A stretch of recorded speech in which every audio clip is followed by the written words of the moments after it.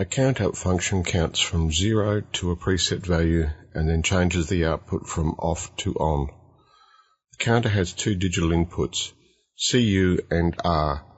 CU is the count up input. Transitions from 0 to 1 are counted by the counter.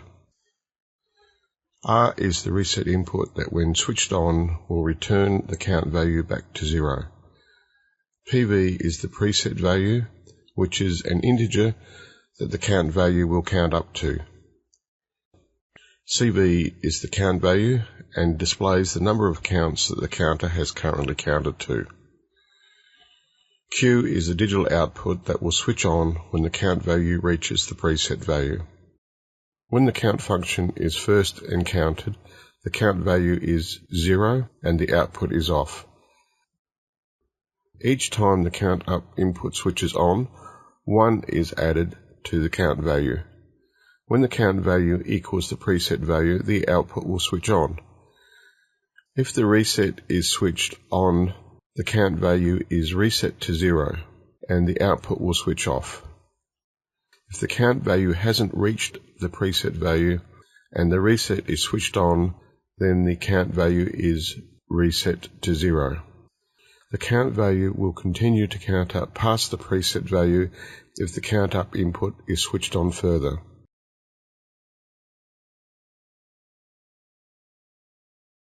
Create a new section and place a counter on the screen with the connections as shown.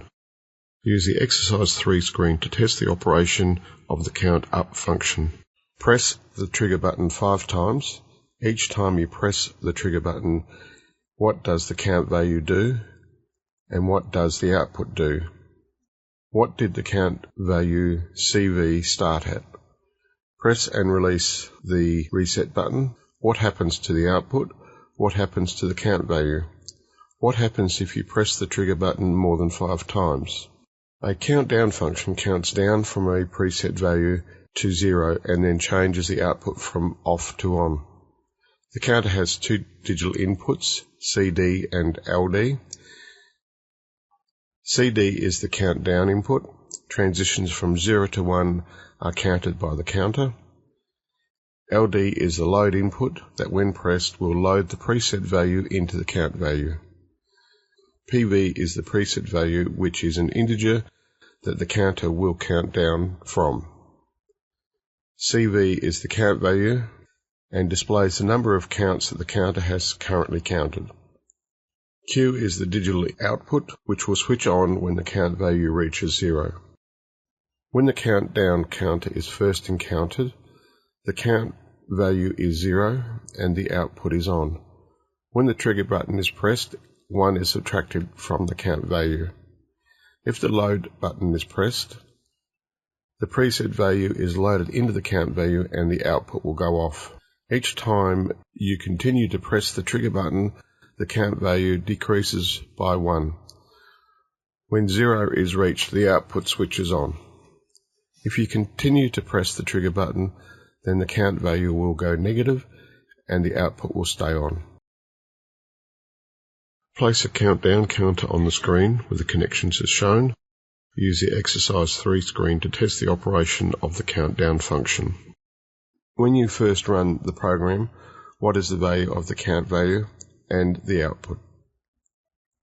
What happens if you press the trigger button? Press the load button on and then off. What happens to the count value and the output? Press the trigger button 5 times. Each time you press the trigger button, what does the count value do and what does the output do? What happens if you press the trigger button again? The PLC contains system bits and words that indicate the state of the PLC. They will have a prefix of %S followed by a number for bits and %SW followed by a number for words. You can refer to the help for more detail on what is available. One that we will look at is the first run bit, %S21. When the PLC runs for the first time, this bit is set on and thereafter is set to off. Modify the countdown counter that you did earlier so that there is a contact in parallel with the load contact. Label this %S21 and then build and run the program.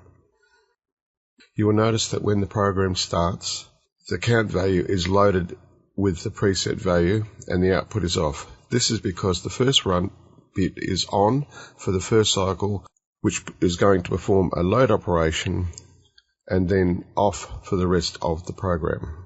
This is the countdown counter in function block using an OR gate. In the last video we asked you to save a program. The program controlled 2 outputs in a 20-second cycle. It consisted of 4 sections. It started with a start-stop section. That section controlled a free-running timer that had a variable called sequence that would count from 0 seconds to 20 seconds and then repeat. There was a variable free run that would turn on and off at the end of the timing period. There were 2 sections that controlled the 2 outputs and turned them on at the right time periods. Modify the program so that it will complete 2 cycles when the start button is pressed and then stop. It will be ready to start again when the start button is pressed again. Use the exercise 2 screen to test your program. Does the sequence start when you press the start button? Does the sequence stop when you press the stop button? Does output 1 switch on and off twice? Does output 2 switch on and off twice? Will the program restart if you press the start button? And save your program.